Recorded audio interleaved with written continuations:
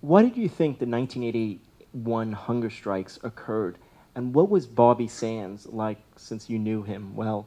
And why did 100,000 people turn out for his funeral after just the tragedy?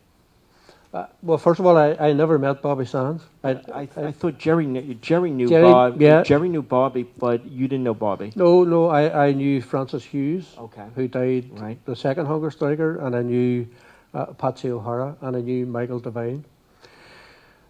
The hunger strike happened because of the conditions within the prison. The prisoners were dehumanized, they were tortured, they were beaten, they were treated terribly. The British government under Margaret Thatcher decided it would be a good idea to remove political status. And so prisoners, feeling that they were political prisoners, decided that they would resist that.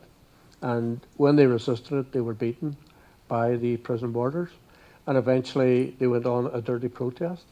And many of them lived for 3 and 4 years without a stitch of clothes on their bodies in cells that were stinking dirty.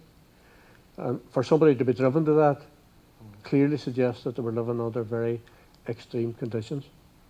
Whenever it became clear, and there were 2 hunger strikes, there was the first hunger strike, which was ended. Bad faith was shown by the British government, and that came to nothing. And I think that had a massive motivating effect on people like Bobby Sands, who decided that if there was a second hunger strike, that hunger strike was going to continue until their demands, which were 5 basic human demands, had been met. I was opposed to the hunger strike. Why? Because I thought Margaret Thatcher would have let them die. And I said so at the time. And we relayed that message to the prisoners on the inside. I didn't want to see the hunger strikers going on hunger strike because I believed Margaret Thatcher had shown herself to be the sort of person who would be prepared to let the hunger strikers die. And so Bobby Sands, and if you read his writings, if you learn about Bobby Sands, you know that Bobby Sands was a self-educated, smart guy. He was a poet. He was a musician. He was someone that was held in huge respect by the prisoners, and he was a leader. And he decided that he was going to go on hunger strike, and that he would go to the very end.